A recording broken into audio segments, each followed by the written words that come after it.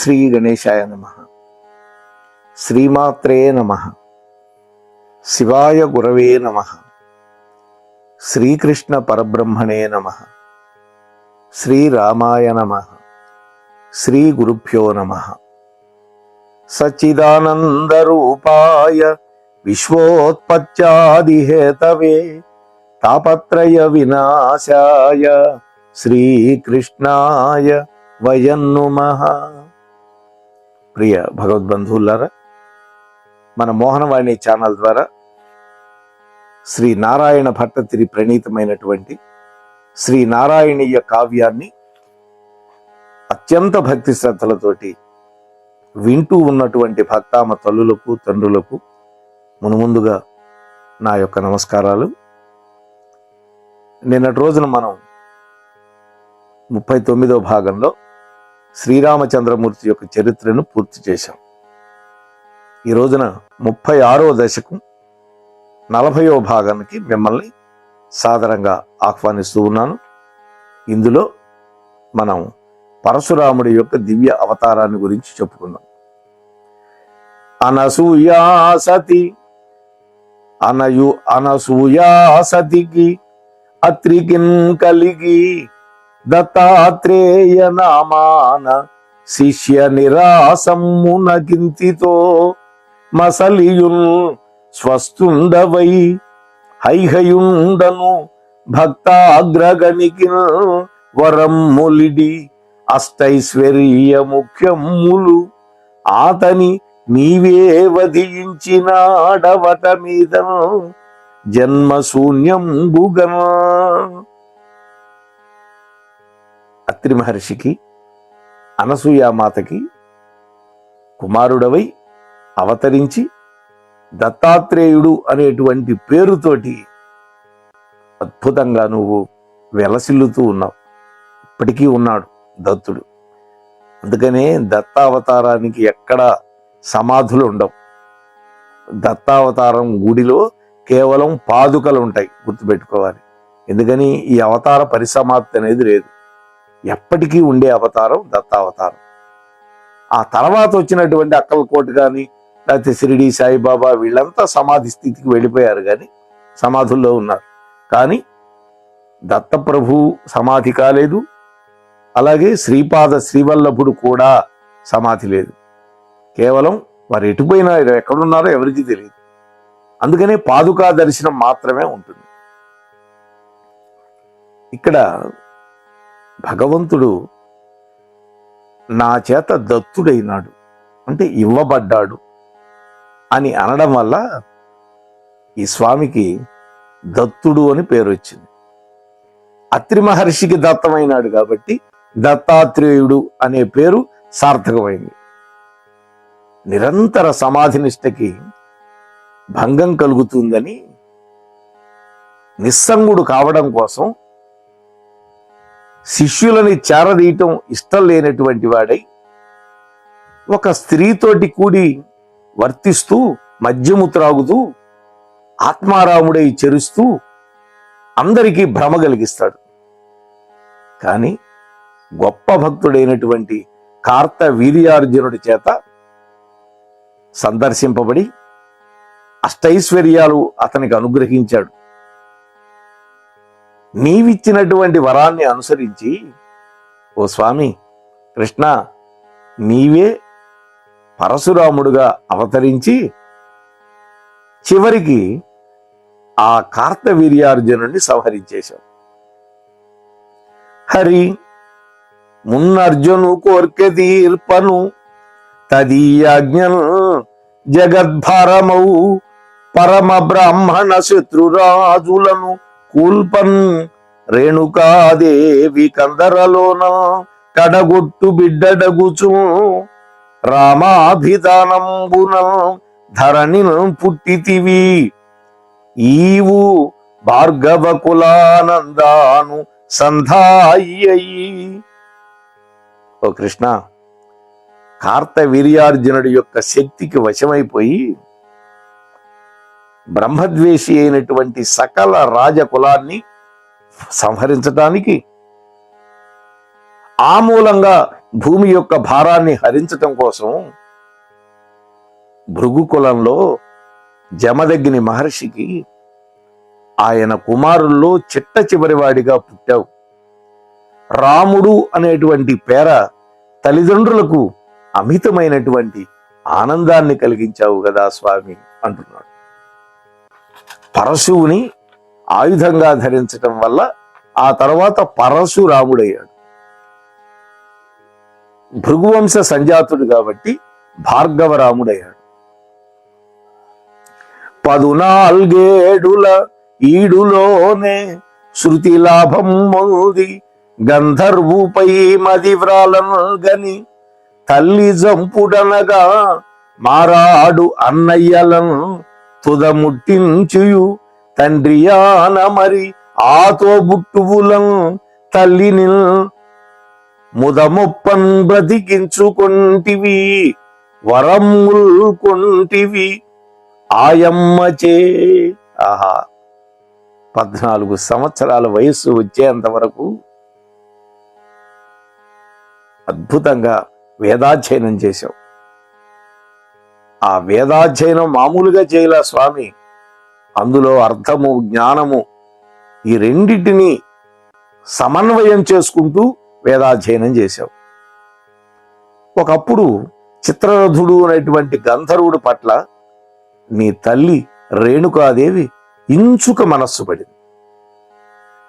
అప్పుడు మానసికంగా ఆమె జారిపోయింది.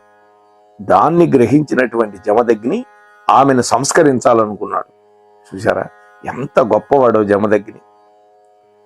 వెంటనే నీ అన్నయ్యలను పిలిచి నీ తల్లిని సంహరించమన్నాడు ఖడ్గంతో.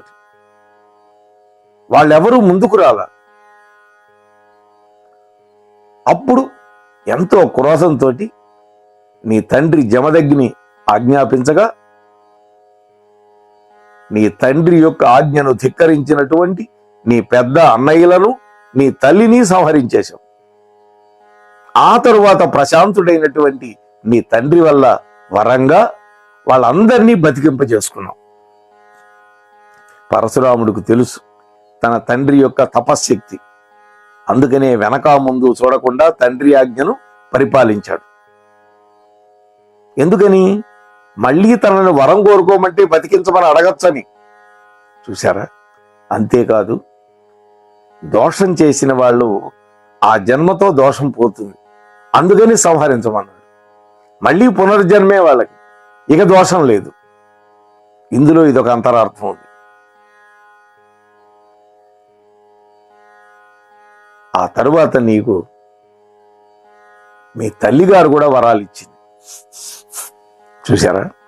తన తల్లిని బతికింపజేసుకుంటే ఆ తల్లి కూడా వరాలు ఇచ్చింది. ముని కొని వచ్చే మీ జనని ముచ్చటకై శృతి సూక్తి వెల్పుటావును జమదగ్ని తండ్రి పనుంపుకొని శంకరుగొల్చి మంచుకొండను కొని గండ్రగొడ్డలి నడంచితి ఉదుక్త సురారి కోటినంతన కని నీదు మిత్రు అకృత వరణుండు వచ్చితివి ఆశ్రమానకు. ఓ కృష్ణ, ఆ తరువాత మీ తల్లి అయినటువంటి రేణుకాదేవి ఆనందం కోసం ప్రీతితోటి స్తోత్రం చేసి సురభి అనేటువంటి కామధేనువును మీ తండ్రి గారు రప్పించాడు. ఎంత తపశ్శక్తితో చూడండి. దేవలోకంలో ఉండే సురభి అనేటువంటి గోవుని పరశురాముడు తండ్రి అయినటువంటి జమదగ్ని మహర్షి తన భార్య రేణుక కోసం రప్పించాడు. మీ పితామహుడగు భృగు మహర్షి యొక్క మాటను అనుసరించి నువ్వు హిమాలయాలకు వెళ్ళావు. అక్కడ గౌరీపతి అయినటువంటి శంకరుణ్ణి ఆరాధించావు. ఆ మహానుభావుడు వల్ల పరశువు అనేటువంటి గొప్ప ఆయుధాన్ని పొందావు. అనేకమైనటువంటి అస్త్రాలు పొందావు. శంకరుడు అస్త్రాలకి నిధి అన్నమాట. ఈ పరశురాముడి దగ్గరే ఆ తర్వాత భీష్ముడు పొందాడు ఈ ఆయుధాలు. ఇవన్నీ కూడా ఈ పరశురాముడి దగ్గరే మారు పేరు చెప్పుకొని బ్రాహ్మణుణ్ణని బొంకి కర్ణుడు కూడా నేర్చుకున్నాడు. కాకపోతే శాపోపహతుడయ్యాడు, అంతే తేడా. ఆ తరువాత శంకరుడు చెప్పినటువంటి రాక్షసులని శంకరుడు ఇచ్చినటువంటి గండ్రగోడల చేత సంహరించాం. అందువల్ల సంతుష్టుడైనటువంటి శంకరుడి వల్ల అనేకమైనటువంటి దివ్యాస్త్రాలను పొందాం. ఆ తరువాత ఒక సింహము బారి నుండి రక్షింపబడినటువంటి అకృతవరణుడు అనేటువంటి మునిని నీ మిత్రుడిగా పొందావు. అక్కడి నుంచి నిజాశ్రమానికి వచ్చావు. వేటకు బోయి అర్జునుడు విందయి గోవనరించు విందులం వీటికి బోయి గోవుగని వేగగొని రమ్మని మంత్రి పంప బల్తీటము నిల్వధింప సురధేనుపురేగి అశేష సేనన పాటన మట్టు పెట్టెనట వత్సము దోడ్కొని వాడు పోవగా. ఒకనొకప్పుడు కార్తవీర్యార్జునుడు దత్తాత్రేయ స్వామి నుంచి అనేక వరాలు పొందినటువంటి వాడు. 1000 బాహువులు ఉన్నాయి వాడికి. వేటకెళ్ళాడు, నీ ఆశ్రమానికి వచ్చాడు. అప్పుడు మీ తండ్రి గారు కామధేనువు వల్ల సంప్రాప్తించినటువంటి దివ్య పదార్థాలతోటి ఆతిథ్యం ఇచ్చాడు. ఎందుకని ఆ దేశాన్ని ఏలే రాజు ఆతిథ్యం ఇవ్వాలిగా, ఇచ్చాడు. ఆ తరువాత ఆ రాజుగారు తన యొక్క రాజధాని అయినటువంటి మాహిష్మతి నగరానికి వెళ్ళాడు. కానీ అక్కడికి వెళ్ళిన తర్వాత ఒక దుష్ట మంత్రి ప్రోద్బలం చేశాడు. రత్నాలన్నీ రాజుల దగ్గర ఉండాలి, అది గోరత్నం, అది నీ దగ్గర ఉంటే ఎక్కువ ప్రయోజనం ఉంటుంది అని రెచ్చగొట్టాడు ఆ దిక్కుమాలిన మంత్రి. ఆ మాటలకి లోబడిపోయి ఆ ఆవుని దూడని తెమ్మని పంపించాడు మంత్రిని. అక్కడికి వెళ్ళి వాడు చెప్పాడు, మా రాజుగారు దీన్ని తీసుకురమ్మన్నాడు అని. దీని బదులు ఎన్ని వేల గోవులు కావాలంటే అన్ని ఇస్తానన్నాడు అని కూడా చెప్పాడు. కానీ ఆ దుర్బుద్ధిని వారించినటువంటి జమదగ్నిని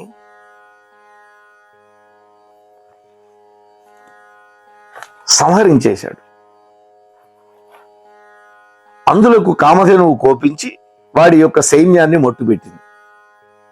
ఆ తరువాత ఆ దుర్మతి ఆ సురభ యొక్క దూడను హరించి నగరానికి వెళ్ళిపోయాడు. వాస్తవానికి ఇక్కడ ఈ విధంగా చెప్పిన దత్త పురాణంలో మాత్రం ఏమున్నదంటే, కార్తవీర్యార్జునుడు ఆవును పట్టుకొని వెళ్ళిపోయాడు, ఆవుని దూడని. అప్పుడు ఎంతో వారించాడు ఈయన. కానీ వశిష్ఠ మహర్షిలాగా ఆవులో నుంచి అనేకమైన సైన్యం వచ్చి విశ్వామిత్రుడిని ఎదుర్కొన్నట్టుగా చెప్పల. ఇక్కడ ఈ మంత్రే వచ్చి జమదగ్నిని సంహరించి ఆ దూడను పట్టుకుపోయాడు. అతమి తండ్రియు సుకృచే బ్రతికి నిన్నంపింప నీ మిత్రుతో నడకుంబోయి మహోదరుండొసకు దివ్యాస్త్రాళిచే పట్టి ఉద్భట తధ్వజ చోదకమ్ము రథమాపై నెక్కి సామోక్తి చేనటు గోవత్సము నీయనన్న నృపుర మన్నావు యుద్ధానకం. ఇక్కడ ఒక విశేషం చెప్పాడు. మీ తండ్రిని ఆ మంత్రి చంపేశాడు, కానీ ఆ భార్గవ వంశంలోనే భృగు మహర్షి యొక్క పుత్రుడైనటువంటి శుక్రాచార్యుడు వల్ల పునరుజ్జీవితుడు చేపట్టాడు జమదగ్ని. ఆయన దగ్గర మృత సంజీవిని అనే విద్య ఉంది. ఆ తరువాత నీ తండ్రి యొక్క జమదగ్ని మాటల చేత నీలో కోపం పెచ్చు పెరిగింది. మీ తండ్రి చెప్పాడు, ఈ విధంగా ఆ మంత్రి చేశాడు, నన్ను ఇదిగో నీ వంశస్థుడైనటువంటి శుక్రుడు నన్ను బతికించాడు, ఆ గోవత్సాన్ని వాడు పట్టుకుపోయినాడు అని చెప్పేసరికి, ఓ కృష్ణ, భార్గవరాముడు రూపంలో ఉన్న నీకు కోపం పెరిగింది. అప్పుడు మిత్రుడైనటువంటి అకృతవరుణుడు ధ్యానింపగా ప్రసన్నుడై శివుడి యొక్క అనుచరుడైనటువంటి మహోదరుడి చేత తేబడినటువంటి ధనస్సు, గొడ్డలి, బాణాలు, సారథితో కూడినటువంటి దివ్య రథాన్ని ఎక్కి ఆ అద్భుతమైనటువంటి రథాన్ని అధిరోగించి మాహిష్మతి నగరాన్ని ముట్టడించావు. అడిగిన మాత్రమున దూడనివ్వనటువంటి రాజుతోటి యుద్ధం చేయటం మొదలుపెట్టావు. మర్యాదగా మా దూడను మాకు ఇచ్చేసేయి, మా ఆవు ఎంతో బాధపడుతోంది అని చెప్పినా వాడు పట్టించుకోలే కార్తవీర్యార్జునుడు. అప్పుడు కార్తవీర్యార్జునుడితోటి యుద్ధం చేయటం మొదలుపెట్టాడు స్వామి. 10,000 మంది కొడుకులతోటి, 17 అక్షౌహిణీల సైన్యంతో, గొప్ప గొప్ప సేనాధిపతులతోటి, అనేక మంది మిత్రులతోటి యుద్ధంలో విజృంభించాడు కార్తవీర్యార్జునుడు. అంతటి వాళ్ళను కూడా, అంతమందిని కూడా క్షణకాలంలో నీ యొక్క గండ్ర గొడ్డలి యొక్క భయంకరమైనటువంటి ధారలకి, అలాగే నీ దివ్య ధనస్సు నుంచి విడబడ్డటువంటి బాణాలకి నిశ్శేషంగా నశించిపోయింది. ఆ తరువాత కార్తవీర్యార్జునుడు కొడుకులు కొంతమంది పారిపోయారు. పారిపోయే వాళ్ళని చంపలాయన.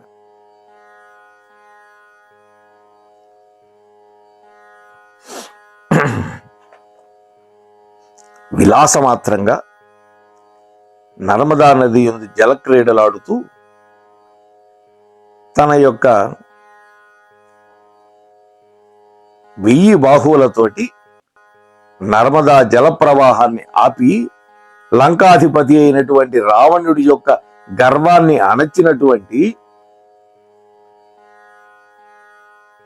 భయంకరమైన బలం కలిగినటువంటి 1000 బాహువులు ఉన్నాయి వాడికి. అటువంటి 1000 బాహువులని వాడు 500 ధనస్సులు చేపట్టాడు. 500 చేతుల్లో 500 ధనస్సులు, ఈ 500 చేతులతో 500 బాణాలు. ఆ విధంగా వాడు విజృంభిస్తూ ఉంటే ఆ కార్తవీర్యార్జునుడిని వారిస్తూ అతడు విసిరినటువంటి అనేక బాణాలు నీ పట్ల మొక్కబోయింది. అది చూసినటువంటి వాడు, ఆ కార్తవీర్యార్జునుడు, నీవు సాక్షాత్తు విష్ణు స్వరూపుడు అని ఆనందభరితుడై నిన్ను ధ్యానించి సర్వదోషాలు నశించినటువంటి వాడి యొక్క 1000 చేతులను ఖండించి ఆ తరువాత వాడి శిరస్సును ఖండించావు. అప్పుడు నీ యొక్క పరమపదానికి వెళ్ళిపోయినాడు ఆ కార్తవీర్యార్జునుడు. కార్తవీర్యార్జునుడికి వరం ఇచ్చినప్పుడు చెప్పాడు దత్తప్రభు, నా అవతారంతో వచ్చినటువంటి వాడి జోలికి వెళ్ళావా నువ్వు మిగలవు అన్నాడు. వాడు కూడా ఇంకెంతకాలం ఉండాలి ఈ భూమి మీద? రావణాసురుడు అంతటి వాడిని నిర్జించాడు, తీసుకుపోయి జైల్లో వారేశాడు. అంతటి బలం కలిగిన వాడు ఎవరి చేతిలో చస్తే మోక్షం వస్తుంది? విష్ణుమూర్తి చేతిలోనే చావాలి. అందుకని ఆ విష్ణు అవతార స్వరూపమైనటువంటి జమదగ్ని పుత్రుడైనటువంటి పరశురాముడి జోలికి వెళ్ళాడు, హతమైపోయాడు.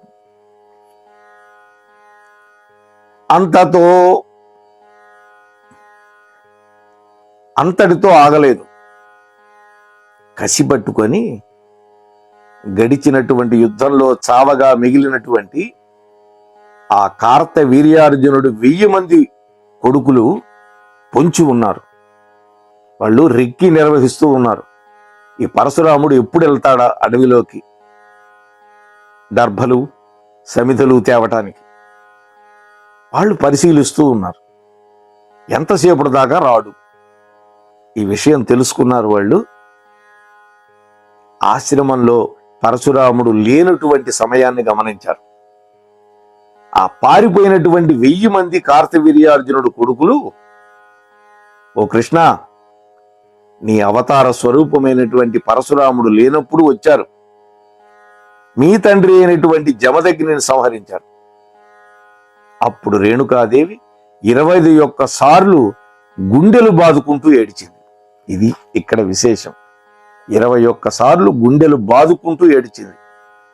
కుమార కుమార రామ రామ అని.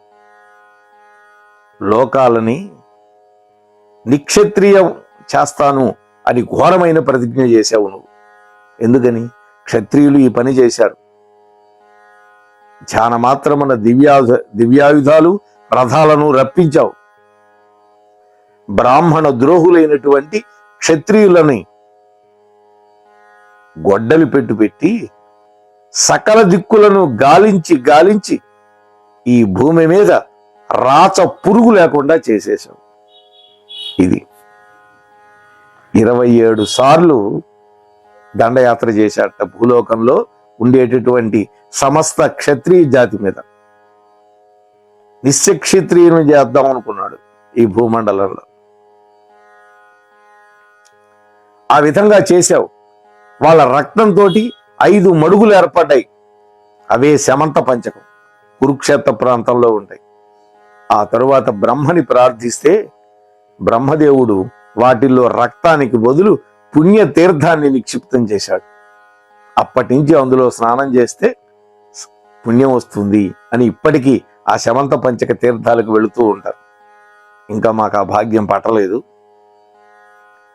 పునరుజ్జీవితు చేసి తండ్రి నృపులను ముయ్యేడు మారెత్తి చంపిన రక్తాన శమంత పంచకము వేతర్పణమిచ్చి దక్షిణ గావించుయు కాశ్యపాదులకు ఇలా శ్రీ సాల్వుతో బోరి ఆసనకాదుల్ హరివీని జంపుననగా శాంతించినావు అంతటా.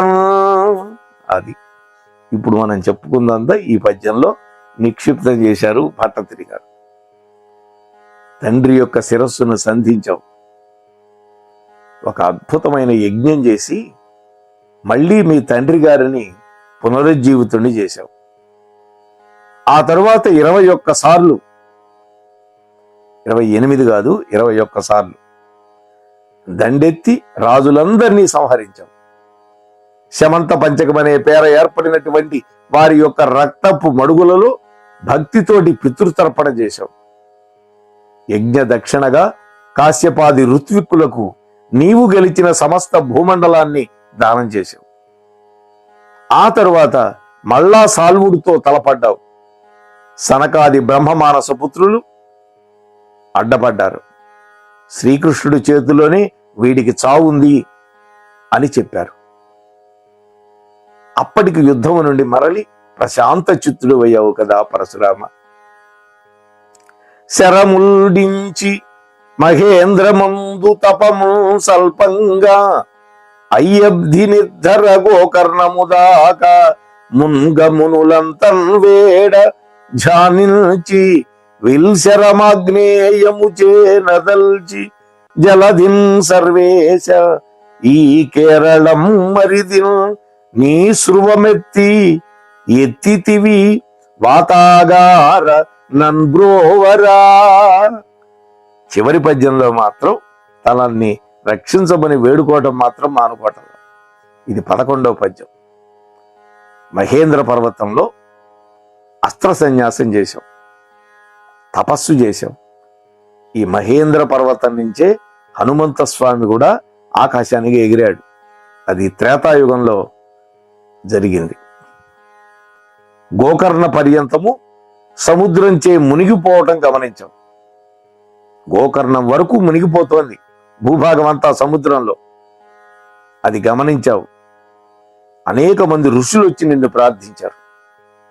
అప్పుడు ధ్యానమాత్రం చేత రప్పించినటువంటి భయంకరమైనటువంటి విష్ణు ధనస్సును చేపట్టి ఆగ్నేయాస్త్రాన్ని అనుసంధానం చేసినంతటా హడలిపోయినటువంటి సముద్రుడు గడగడ వణికిపోయినట్ట. అటువంటి సముద్రుడి మీద నీ చేతిలో ఉన్నటువంటి స్రవాన్ని విసిరావు. సృక్కు స్రవము అనే 2 ఉంటాయి. యజ్ఞం చేయటానికి పనికొచ్చే గంటెలు, చెక్క గంటెలు. ఆ శృభాన్ని విసిరి దూరంగా తరిమి కొట్టావు సముద్రాన్ని. ఆ విధంగా కేరళ రాష్ట్రాన్ని ఉద్ధరించావు. ఓ పరశురామ, పశ్చిమ సముద్రాన్ని ఆ విధంగా వెనక్కి నెట్టాడు స్వామి. ఓ పరశురామ, ఓ కృష్ణ, నన్ను కూడా సంరక్షించవయ్యా. ఆ మునులందరినీ ఏ విధంగా రక్షించావో సముద్రం బారిన పడకుండా, ఆ విధంగా నన్ను కూడా ఈ యొక్క వ్యాధి నుంచి రక్షించు, నీ సేవలో నేను తరించేటట్టుగా చెయ్యి అని అడిగాడు. రేపటి రోజు కృష్ణావతార ప్రసంగాన్ని చేసుకుందాం 37వ దశకంలో. అంతవరకు మీ వద్ద సెలవు పుచ్చుకునే మీ ధర్మవరపు వెంకటరమణ. స్వస్తి సర్వేషాం. మన మోహనవాణి కార్యక్రమాలు మీకు నచ్చినట్లయితే వెంటనే ఒక లైక్ చేయండి, అలాగే కామెంట్ చేయండి, ఎక్కువ మందికి షేర్ చేయండి. సబ్స్క్రైబ్ చేసుకోకపోతే వెంటనే మన ఛానల్కి ఇప్పుడే సబ్స్క్రైబ్ చేసుకోండి. ధన్యవాదాలు.